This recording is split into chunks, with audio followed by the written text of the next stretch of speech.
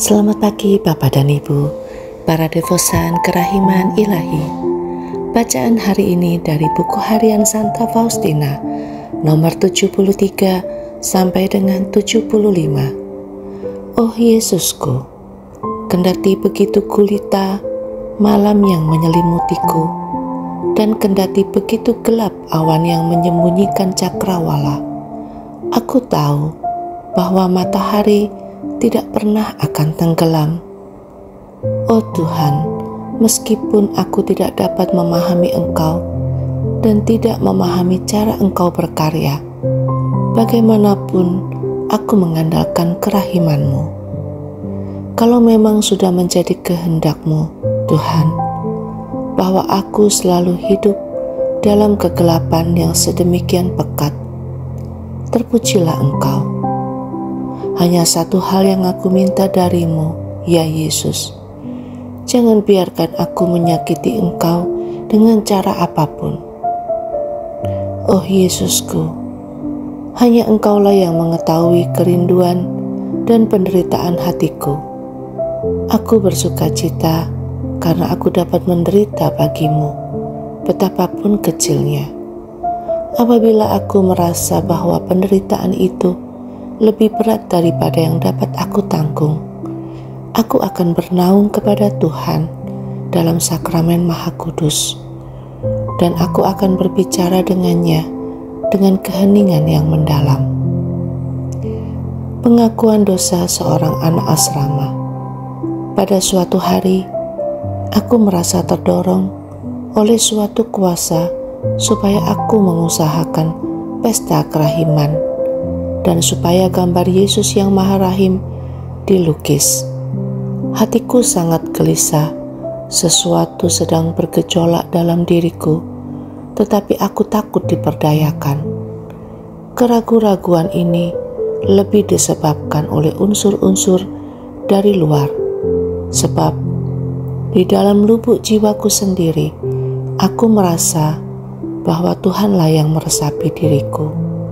Imam yang mendengarkan pengakuan dosaku waktu itu mengatakan bahwa seringkali orang mengalami ilusi-ilusi, dan aku merasa bahwa ia agak takut mendengarkan pengakuanku.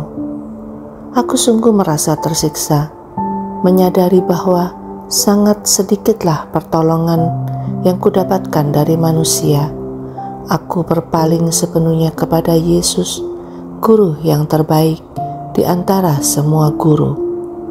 Pada waktu itu, aku dipenuhi dengan keraguan-raguan. Apakah suara yang kudengar itu berasal dari Tuhan atau bukan?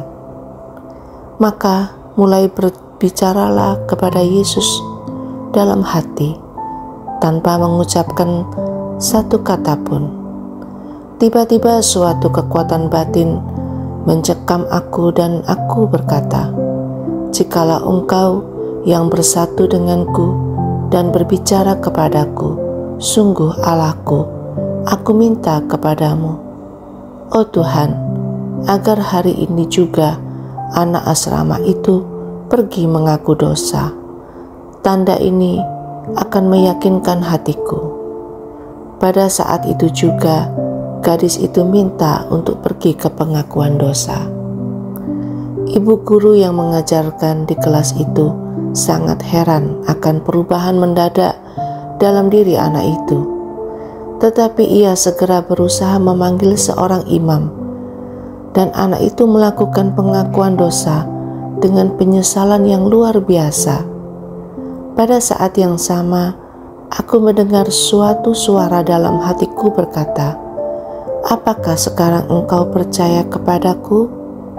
Dan sekali lagi, suatu kekuatan yang aneh menyusup ke dalam jiwaku, menguatkan dan meyakinkan aku sedemikian rupa, sehingga aku sendiri sangat heran bahwa aku membiarkan diriku menjadi ragu-ragu, meskipun hanya untuk sesaat.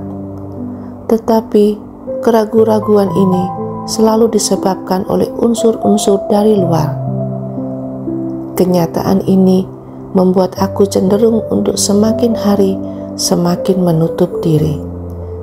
Jika pada suatu hari, sementara mengaku dosa, aku merasakan adanya kegelisahan di pihak imam, aku tidak membuka jiwaku sampai sedalam-dalamnya, tetapi hanya mengaku dosa-dosaku. Seorang imam yang tidak tenang hatinya tidak akan mampu menumbuhkan ketenangan dalam jiwa orang lain.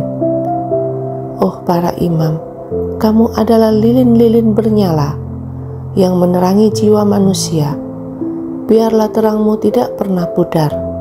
Aku memahami bahwa kadang-kadang bukanlah kehendak Allah bahwa aku membuka jiwaku sepenuhnya, tetapi kemudian Allah sungguh memberiku rahmat keterbukaan ini. Yesus, Engkaulah andalanku.